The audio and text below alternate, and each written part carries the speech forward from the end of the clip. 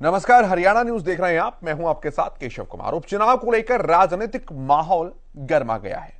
इस उपचुनाव की परीक्षा के लिए तमाम पार्टियों ने तैयारियों को अंतिम रूप देना शुरू कर दिया है। आम आदमी पार्टी ने तो अपने उम्मीदवार का भी ऐलान कर दिया है। मंथन उम्मीदवारों पर है। भाजपा कांग्रेस ने अब तक उम्मीदवार को लेकर अपने पत्ते नहीं खोले हैं। आम आदमी पार्टी ने तस्वीर साफ कर दी है। ये रिपोर्ट पहले आप देखिए, फिर हम चर्चा करेंगे बन रहे चुनावी समीकरणों पर।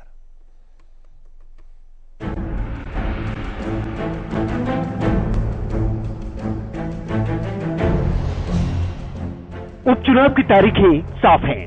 अब उम्मीदवारों की तस्वीर भी धीरे धीरे साफ हो रही है।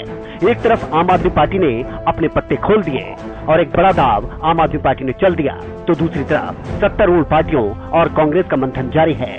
कांग्रेस ने जहां बैठक की तो जीत का दावा भी किया।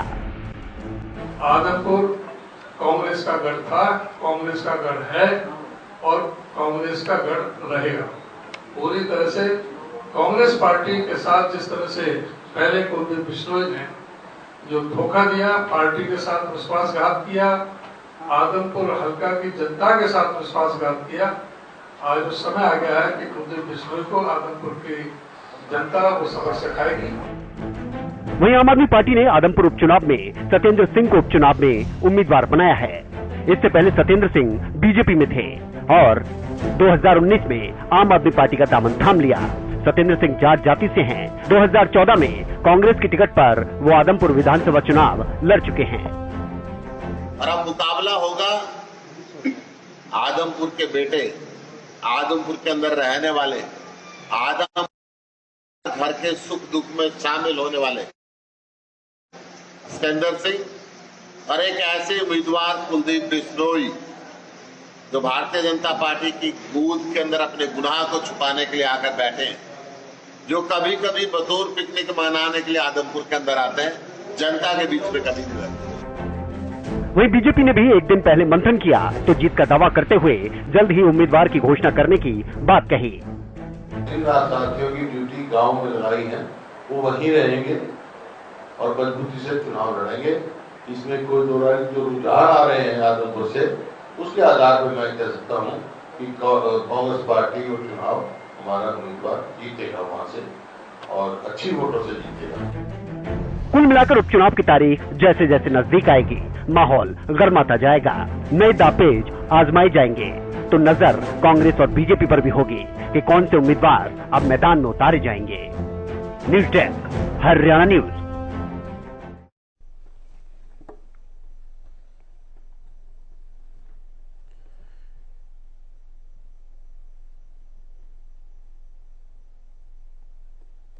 और जो पैनल मेरे साथ जुड़ा है उसका परिचय आप जान लीजिए। डीपी कौशिक जी हैं, भारतीय जनता पार्टी के प्रवक्ता हैं। बजरंग दास गर्ग जी हैं, कांग्रेस पार्टी के प्रवक्ता हैं। अजय गुलिया जी हैं, जेजेपी के प्रवक्ता हैं। और ओंकार सिंह, इंडियन नेशनल लोकदल के प्रवक्ता हमारे साथ हैं। बहुत स्वागत है आप सभी का हरियाणा न्यूज पर। कौशिक साहब, पहला सवाल आपसे है। आम आदमी पार्टी ने तो उम्मीदवार का भी ऐलान कर दिया है, आपकी क्या तैयारी है?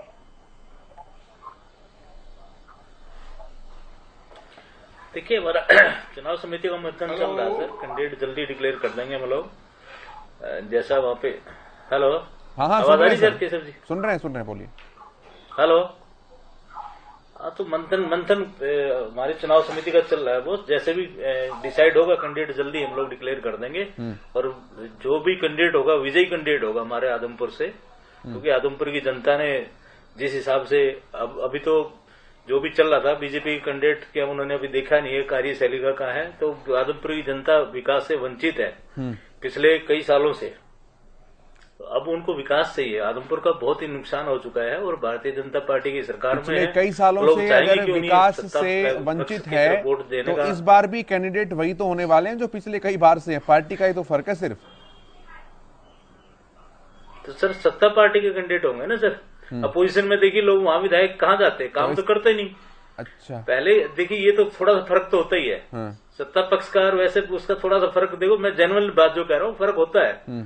तो ये जो भी कैंडिडेट अब आएगा, मान लो कुलदीप बिश्नोई जी, पहले इनके राज में तो काफी काम होया होगा चौधरी भजनलाल जी के यहाँ पे, तो अब तो इन्होंने पार्टी ज्वाइन कर ली हमारी भारतीय जनता पार्टी। इसमें खूब मजबूती से काम करेंगे। ठीक है। और भारतीय जनता पार्टी का परचम लहराएंगे। जो भी कैंडिडेट होगा, इनका बेटा हो ये हो, कोई भी होगा। अजय गुड़िया जी, कांग्रेस के प्रदेश अध्यक्ष साहब कह रहे हैं कि आदमपुर जो है वो गढ़ था, कांग्रेस का गढ़ है और गढ़ रहेगा। देखिए, मैं तो इस बारे में एक चीज कह सकता हूँ, वो एक राजनीतिक दल के प्रदेश अध्यक्ष हैं, इसके अलावा इसके इतर वो क्या कह सकते हैं। लेकिन मैं आपको एक चीज स्पष्ट कर दूं केशव भाई, आदमपुर की जनता जीतेगी, गठबंधन का उम्मीदवार जीतेगा। वो उम्मीदवार कोई भी हो सकता है। और जिस प्रकार से आज हरियाणा प्रदेश की गठबंधन सरकार ने बिना भेदभाव के ना ये देखा कि ये पक्ष का विधायक है या विपक्ष का विधायक है, प्रत्येक विधायक को सड़क के लिए 25-25 करोड़ की ग्रांट दी, प्रत्येक विधायक को उसके खाते में अपने क्षेत्र के विकास कराने के लिए पैसे दिए, जो काम हम लोगों ने किए। अब हुड्डा साहब, ये कांग्रेस के कह रहे हैं, हुड्डा साहब तो 10 साल मुख्यमंत्री थे, पेंशन कितनी बढ़ी थी? कितनी पेंशन बढ़ी थी उनके 10 साल के कार्यकाल में? 500 रुपए। और अब 3 साल के कार्यकाल में 750 रुपए बढ़ चुकी है, 250 और जाने वाली है 1000। और जो वादा करके आए थे चुनाव में, वो सारे वादे पूरे करेंगे तभी अगले चुनाव में हम लोग जाएंगे। किसान के खाते में सीधा पैसा गया, उसका लाभ किसान को हुआ। ये लोग कहते थे कंपनियां जाएंगी, मारुति हरियाणा प्रदेश के अंदर आ गई, इतना बड़ा प्लांट लगा रही है। ये सारी चीजें हैं। देखिए, हम काम को लेकर के हम एक दूसरे पर छिटाकशी करने वाले लोग नहीं है। हम लोग अपना गठबंधन की सरकार का जो काम है वो काम लेकर के लोगों के बीच में जाएंगे और लोगों से अपील करेंगे कि आप भी सत्ता के भागीदार बने, ऐसे व्यक्ति को यहाँ से चुन करके भेजें, गठबंधन के उम्मीदवार को चुन करके भेजें, ताकि जो कोई और कसर आदमपुर के विकास में रह गई थी उसको भी पूरा कराने का काम। गुड़िया साहब, लेकिन अगर उपचुनाव का मैथमेटिक्स देखें तो बीजेपी का जेजेपी का गठबंधन का ग्राफ कोई बहुत ज्यादा अच्छा नहीं रहा है, चाहे वो बड़ौदा की बात हो या फिर एलनाबाद की बात हो। नहीं, देखिए, मैं तो एक चीज मानता हूँ कि बड़ौदा के अंदर भी ये लोग हमें राइट ऑफ करके बैठे थे, अच्छे वोट गठबंधन के उम्मीदवार ने हासिल किए। एलनाबाद के अंदर भी इतना बड़ा जो ये लोग कहते थे कि विरोध है सरकार का, खिलाफ है, गांव में घुसने नहीं देंगे, वो आपने तब भी देखा कि वो मार्जिन 6000 का रह गया था, जबकि पिछली बार अभय सिंह जी 10,000 वोटों से जीत करके आए थे।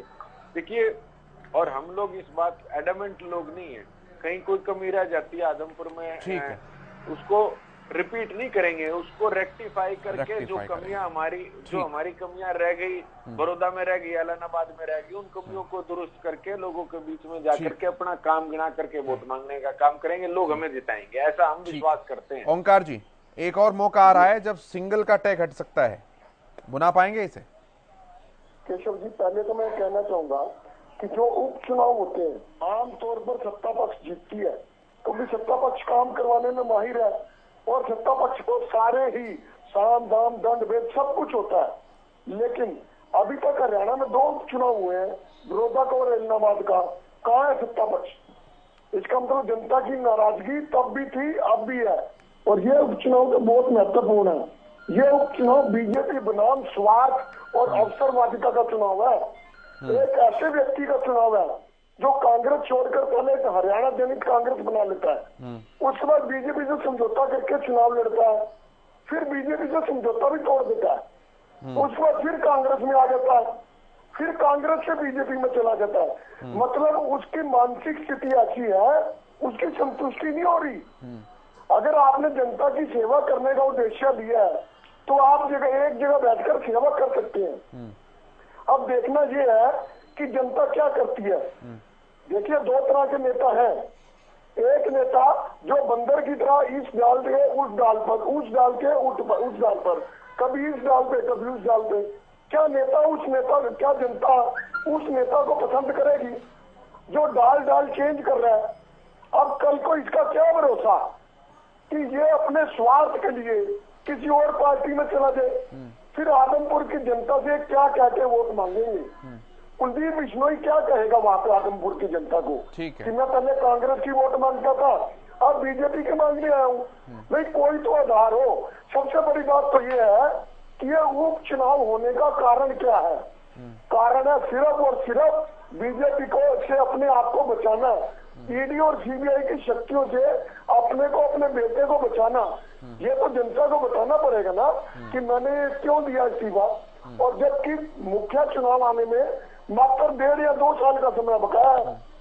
इतने समय में आप सरकार के साथ मिलकर दोबारा जीत ठीक कर है। क्या कर सकोगे, ये भी तो बताना पड़ेगा जनता गर्ग को। साहब। और जहाँ तक इनालों की बात है, इनालों कोई भी चुनाव हो, चाहे पंची का सरपंची का, बहुत ही शिद्दत के साथ प्रत्येक कार्यकर्ता अपनी मान सम्मान समझ कर लड़ता है, और ये चुनाव भी हम अच्छी तरह से लड़ेंगे। ठीक है, गर्ग साहब रखिए अपनी बात। केशव जी, कांग्रेस का प्रत्याशी अच्छे वोटों से आदमपुर बाई इलेक्शन जीतेगा। ये हमेशा से कांग्रेस की सीट रही है। चौधरी भजनलाल जी कांग्रेस पार्टी में थे, अनेकों बार वहां से जीते, अच्छे सीनियर नेता थे और कांग्रेस पार्टी की तरफ से 2 बार मुख्यमंत्री बने, केंद्र में मंत्री बने और हरियाणा के प्रदेशाध्यक्ष भी उनको बनाया गया। और जहां तक कि मेरे साथी ने कहा, भाई आदमपुर, कौशिक जी ने कहा आदमपुर जो इलाका है वो काफी नुकसान उठा चुका है। ये बात कुलदीप बिश्नोई ने कई बार कही। भाई देश के अंदर सबसे बहुत बड़ा मुख्यमंत्री कोई हरियाणा कोई है तो हरियाणा का मनोहर लाल है। एक बार नहीं अनेकों बार उसने, कुलदीप जी ने बयान दिया आपके सामने है। और नू कहता था कोई विकास नहीं, कोई लेना नहीं, कोई देना नहीं, ना कोई सुनाई, ना कोई लेना ना देना। आज वही व्यक्ति सरकार की गोद में जाकर बैठ गया। आज मनोहर लाल जी बात कहता है इससे बढ़िया मुख्यमंत्री हो नहीं सकता, विकास पुरुष है। भाई अगर यहां नुकसान हुआ है तो काम ही नहीं हुआ, तो इस वास्ते गया कि भाई जो नुकसान पहले हुआ 3 साल काम नहीं हुआ, अब मैं काम कराऊं, इसका मतलब ये हुआ। जो जिस मुख्यमंत्री ने आदमपुर विधानसभा क्षेत्र से भेदभाव रखा, विकास के नाम पे काम नहीं करवाया, आप जिसको रोपानी पी कोसते थे, आज उसकी गोद में जाके या उम्मीद करते हो कि आप वहां उनसे विकास कार्य करवा लोगे, जबकि सरकार की इतनी बड़ी भारी खिलाफत है। और मेरे साथी ने एक बात और कही, भाई कई कैंडिडेट देखते हैं कौन कैंडिडेट उतरता है। मैं यही पूछना चाहता हूं कौशिक जी से, आपके पास एक कुलदीप के सिवाय जो उधारा मांगा हुआ कांग्रेस का कैंडिडेट है, उसके सिवाय दूसरा कोई कैंडिडेट का नाम तो गिना दो।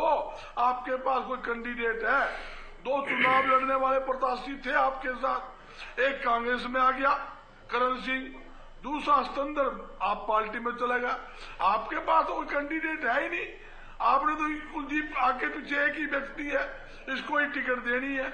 और जज्बा के साथी बोल रहे भी देखते हैं, हम तैयार हैं, हम किसको जो गठबंधन से लड़ेंगे, हम तैयार बैठे हैं। भाई गठबंधन से लड़ोगे, पहले भी आपने अलग लड़के देख लो। गठबंधन तो आपने बड़ौदा में भी किया था, वहां धूल चटाई लोगों ने, इलाहाबाद भी किया है। आप बाई इलेक्शन, मैं दावे के साथ कहता हूं, बाई इलेक्शन हमेशा सरकार का होता है। और इस राज्य के अंदर 2 बार इलेक्शन हुए बाई इलेक्शन। ठीक है, गुलिया साहब से और जवाब दोनों इलेक्शन में ये हारे हैं। और तीसरा बाई इलेक्शन आजमपुर का है, ये मैं बताना चाहता हूँ। तीसरा बाई इलेक्शन भी ये हारेंगे। ये कहते भी कुलदीप जी की परंपरा का सीट है यार। ठीक है, कौशिक जी आप रखिए अपनी बात, फिर मैं गुलिया साहब के पास आऊंगा जवाब देने के लिए। ठीक है गर्ग साहब, आपके सवालों का जवाब ले रहा हूँ। लोकसभा चुनाव हुआ, मैं 1 मिनट प्लीज, आधा मिनट का समय ले, 20 सेकंड में पूरी कीजिए बात पूरी कर लूं।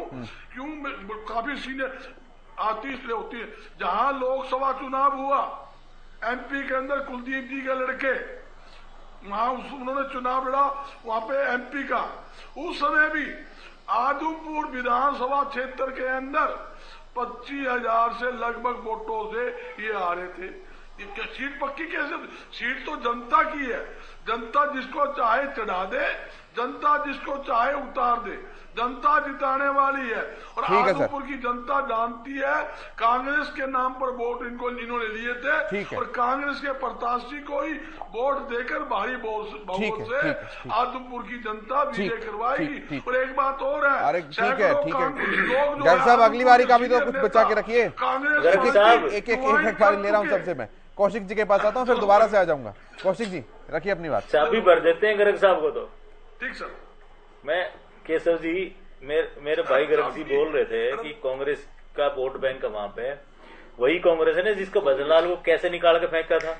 जिनके नाम पे जीत के आए थे, ये कांग्रेस के नाम पे नहीं, वो भजनलाल जी के नाम पे जीत के आए थे, और उनको कैसे निकाल के फेंका हुड्डा साहब ने, वो पूरा प्रदेश जानता है, गर्ग साहब भी जानते हैं अच्छी से। दूसरी बात ये कह रहे थे कि वहां पे वोट बैंक जनता का है, या वहां पे इनके पास कैंडिडेट कौन है। मैं कहता हूँ गर्ग साहब, हमारे पास तो 2009 में भी आप कहते थे हमारे पास कैंडिडेट नहीं है, आप कह रहे 2014 में भी हमारे 2014 में कह रहे कैंडिडेट नहीं है, 2019 में भी आप ये बोले हमारे पास कैंडिडेट नहीं है। दोनों बार हमारी सरकार बनी। आज ही भारतीय जनता पार्टी के हर वो कार्यकर्ता जो बीजेपी के लिए समर्पित है, हमारा वही कैंडिडेट है। वो भाजपा का कैंडिडेट नहीं, पूरे देश का कैंडिडेट है वो।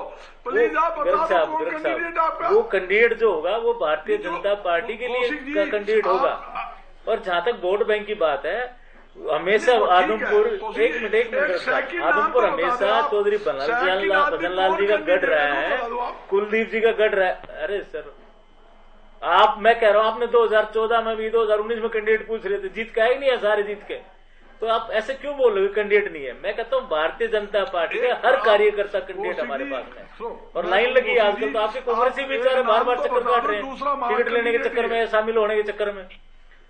गर्ग साहब, आप कब आ रहे हो बीजेपी, मैं ये पूछ रहा हूं, क्योंकि आपकी सारी कांग्रेस भागने पे लगी हुई है, सारे लगे हुए हैं कि हमें किसी तरह गोटी फिट हो जाए, गोटी फिट हो जाए। मैं एक बात बताऊं, आप कह रहे हो ना कि वहां पे वोट बैंक कांग्रेस का है, कांग्रेस का कहीं वोट बैंक नहीं है। कांग्रेस, गर्ग साहब 2 मिनट सुन तो लभी, कांग्रेस धरातल से खत्म हो चुकी है, आपका वोट बैंक नहीं, आपका सब कुछ खत्म हो गया। और एक बात बताता हूं, जब तक हुड्डा कांग्रेस रहेगी, कांग्रेस का नामो निशान मिटाने वाला एक ही इंसान होगा, चौधरी भूपेंद्र सिंह हुड्डा, जो आज तक यही काम करता है। जो भी कान थोड़े खड़े करता है, उसी को हुड्डा उसकी पर काट देता है। ठीक है। और ये मैं आपको बताता हूँ, इस आदमी को जब तक ये कांग्रेस से नहीं निकलेगा, कांग्रेस नहीं खड़ी हो सकती। गुलिया साहब के पास में आता हूँ। अजय जी, ये भजनलाल परिवार का जादू की जो बात कह रहे हैं, जो चलता आया है, चल पाएगा इस बार भी? देखिए, इसमें तो कोई दो राय नहीं है कि उनकी अपनी वोटें हैं वहाँ आदमपुर के अंदर है। और अभी देखिए, कांग्रेस की कॉन्ट्राडिक्टरी स्टेटमेंट देखिए, कह रहे हैं कांग्रेस के टिकट पर चुनाव लड़ा था और आदमपुर से 25,000 वोटों से हारे। क्या बात कर रहे हैं आप? इनके समझे जब लोकसभा का चुनाव, नहीं, अरे आप मेरी बात गलत बोल रहे हो। अभिप्पा के चुनाव से, कांग्रेस से नहीं, अभिप्पा से लोकसभा चुनाव लड़ा। मेरे साथ ही गलती लग रही है आपको। इनको कोई ज्ञान दो, इनको कोई ज्ञान दो कि अभिप्पा हरियाणा विकास पार्टी चोरी बंसीलाल जी की थी, और चोरी भजनलाल जी की जो पार्टी थी, वो कभी गए ही नहीं। जो भी विकास पार्टी बनाई थी यार, कोई भी होगी, मैं कांग्रेस नहीं थी, जो उन्होंने बनाई। ठीक है गर्ग साहब, एक बार सुन लेते हैं, बनाई उनकी बात कर रहा हूँ। ठीक है गर्ग साहब को माफ करो। ठीक है गुलिया जी, मेरी मुंह की बात, केशव जी, मेरी मुंह की बात ना बोले।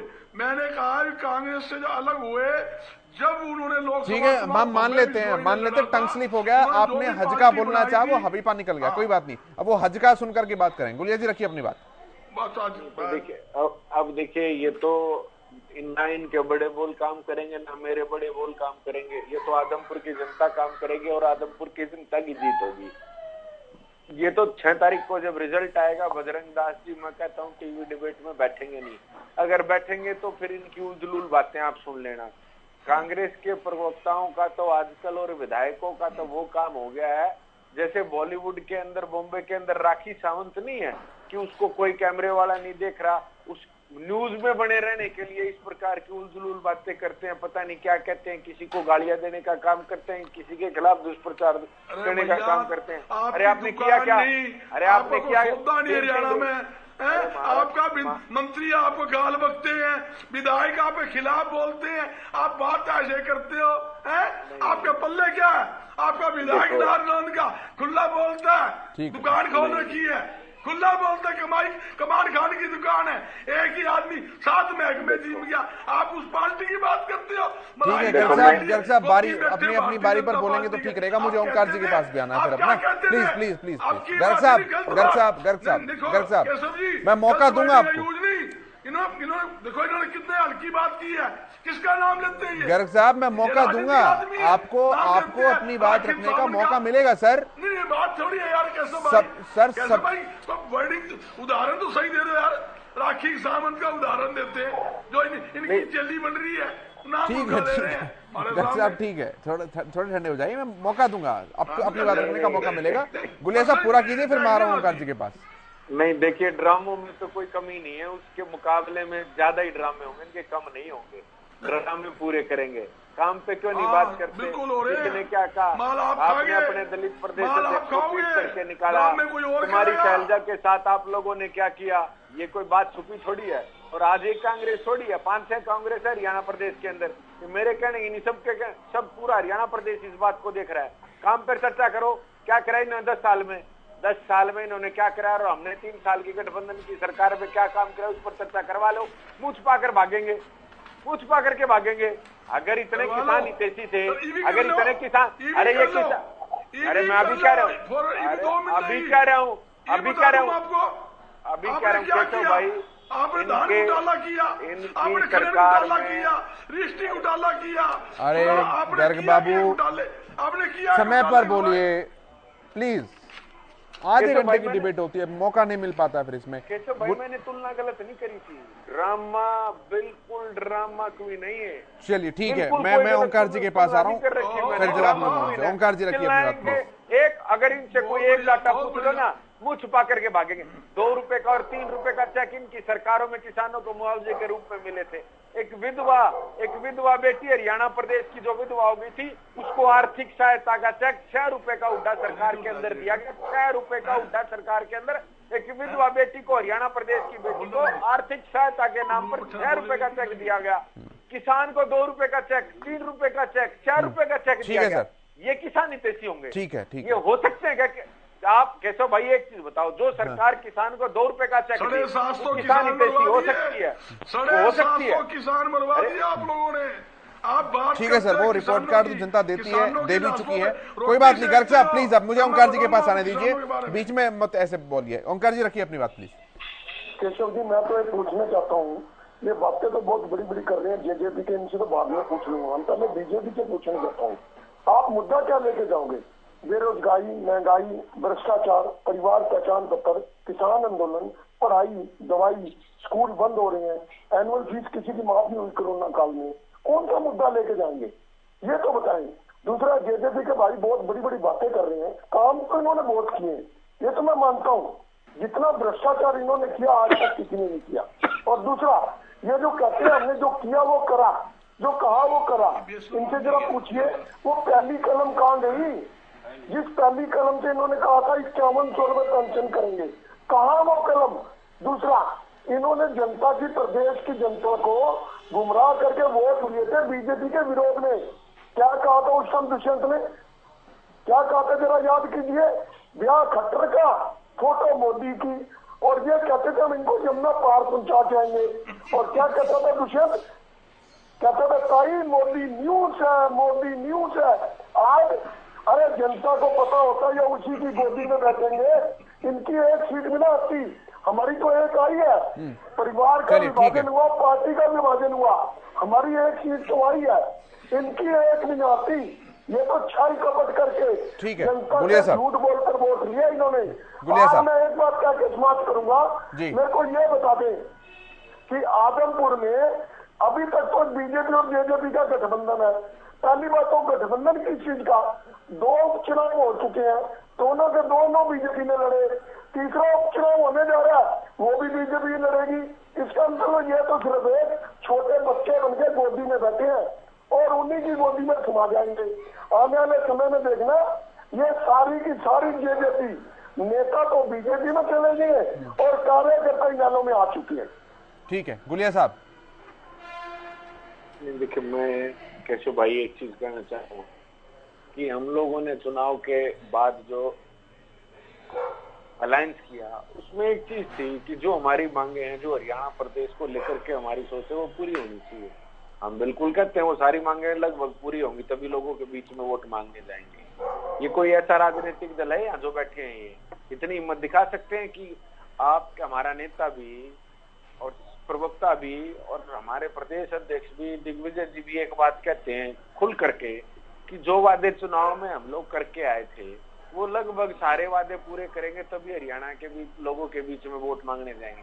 क्या और कोई राजनीतिक दल इस प्रकार की स्टेटमेंट दे सकता है जो इनको अपने मैनिफेस्टो याद नहीं होंगे, कूड़े में पड़े हुए इनके मैनिफेस्टो। मैं आपको चुनौती देता हूँ, अगर एक भी कोई अपना मैनिफेस्टो अगर ये पढ़ करके बता दें कि इनको याद हो जो इन्होंने कोई वादे पूरे करे। हम जो वादे पूरे करके आए, जो हमने वादे लोगों से करे, लोगों ने हमें अपना आशीर्वाद के रूप में 17% वोट दिए, 10 सीटें हमारी आई, हम गठबंधन की सरकार में शामिल हो गए, हमने गठबंधन कराया भारतीय जनता पार्टी से, सरकार के अंदर शामिल हो गए। लेकिन एक चीज फिर कहते हैं बड़ी बात, सारे वादे लगभग पूरे होंगे तब चुनाव में वोट मांगने जाएंगे कि और राजनीतिक दल से ये बात कहलवा दो, ये कहने की हिम्मत ही नहीं रखते। जो कहेंगे इनको याद ही नहीं, चुनाव के बाद जो कहेंगे याद ही नहीं। वही तो बोलेगा, जो सत्ता से बाहर वो क्या बोलेगा बताओ। ठीक है, फाइनल कमेंट ले रहा हूं मैं, कौशिक साहब आपसे शुरुआत कर रहा हूं, बोलिए फटाफट। केशव जी आ रहा हूं, फिर मैं गर्ग साहब, फिर आपके पास ही आऊंगा। देखिए केशव जी, आपको बताऊं, हमारे ओंकार भाई जी कह रहे थे मुद्दे आप देखिए, खर्चा पर्ची, आपके जो भ्रष्टाचार जो आपकी सरकार ने किया था 2004 में, पता ही आपको, और हम लोगों की जो मैंने कहा हरियाणा का जो डेवलपमेंट है, हरियाणा की जो हमारी नीतियां हैं सरकार की, आप देखिए आज किसी युवा से पूछ के देख लिए, जो आप लोगों ने भ्रष्टाचार किया वो तो हमारा कतई मतलब हम लोग बर्दाश्त नहीं करेंगे। कानून व्यवस्था हमारे यहाँ पे आप देखिए, उसके बाद आप हाईवेज। ठीक है गर्ग साहब, जल्दी से रखिएगा, 20 सेकंड का समय केवल, फाइनल कमेंट। ठीक है सर, समय बहुत कम है, गर्ग साहब 20 सेकंड जल्दी से। देखिए केशव जी, इन्होंने ये कहा था भी हम हमारी राज्य में काम हो रहे हैं, पिछली राज्य में काम नहीं हुई। हमारे राज्य के अंदर 2005 से लेकर 14 तक देख लो, हमने 100 गज के मुफ्त प्लाट देने का काम किया, 20 रुपए किलो दाल राशन डिपो के माध्यम से सप्लाई देने का काम किया, 3 रुपए किलो चावल गेहूं राशन। चलिए ठीक है, वो अब थोड़ा सा रिपोर्ट कार्ड आदमपुर की जनता भी दे देगी, किसका काम पसंद आ रहा है, किसका काम पसंद नहीं आ रहा। ठीक है सर, मैं यहीं पर रोकूंगा आप सभी को, समय की सुई लगातार इशारा कर रही है। डीपी कौशिक जी, बजरंग दास जी, अजय गुलिया जी, ओंकार जी, बहुत धन्यवाद, बहुत शुक्रिया चर्चा में शामिल होने के लिए। मेरे साथ इस कार्यक्रम में इतना ही, आप देखते रहिए हरियाणा न्यूज। नमस्कार।